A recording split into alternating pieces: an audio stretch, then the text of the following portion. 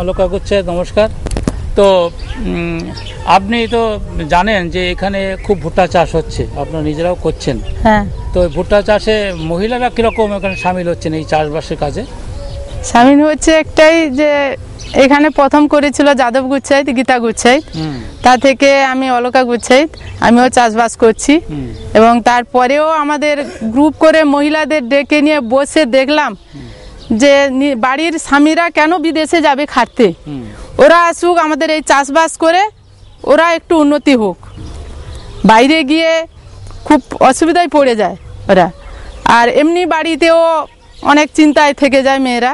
তাদেরকে বুঝিয়ে বললাম ভাই ওদেরকে না পাঠিয়ে বরং আমাদের এইসব চাষবাস করলে তো আমাদের দেশের মানুষ দেশেই থেকে যায়।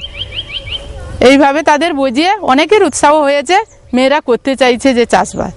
আপনারাও জানেন যে আমাদের উদ্দেশ্য, সরকারেরও উদ্দেশ্য যে সেটা হলো যে মহিলাদের এই চাষের কাজে আরও বেশি করে নিয়ে আসা।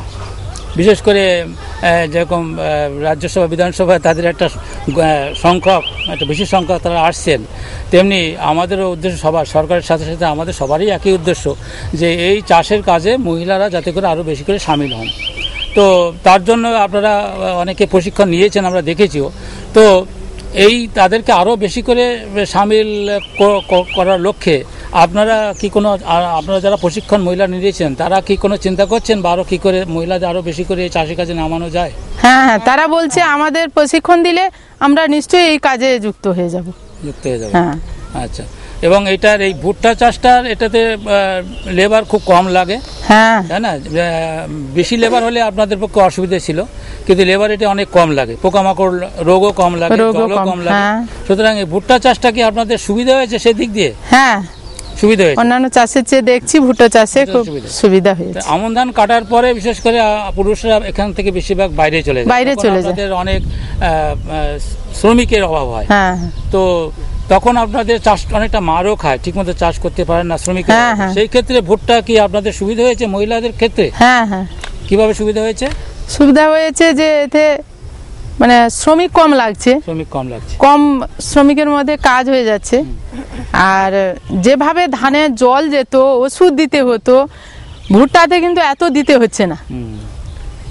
আর রোগটা একটু কম ভুট্টাতে, কিন্তু ধানের রোগটা বেশি এসে যায়। তো ঠিক আছে, তাহলে এইটাকে আরও মহিলাদেরকে সংগঠিত করার জন্য আপনারা কি সমস্ত চিন্তা ভাবনা করছেন?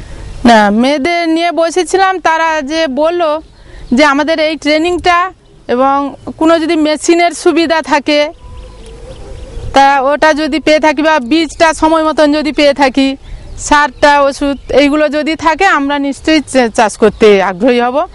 মানে মহিলাদেরকেও সংগঠিত করে চাষে নামাতে পারবে, তাতে আপনাদের অনেক আর্থিকভাবে আপনার লাভবান হবে। হ্যাঁ, ওকে, ধন্যবাদ।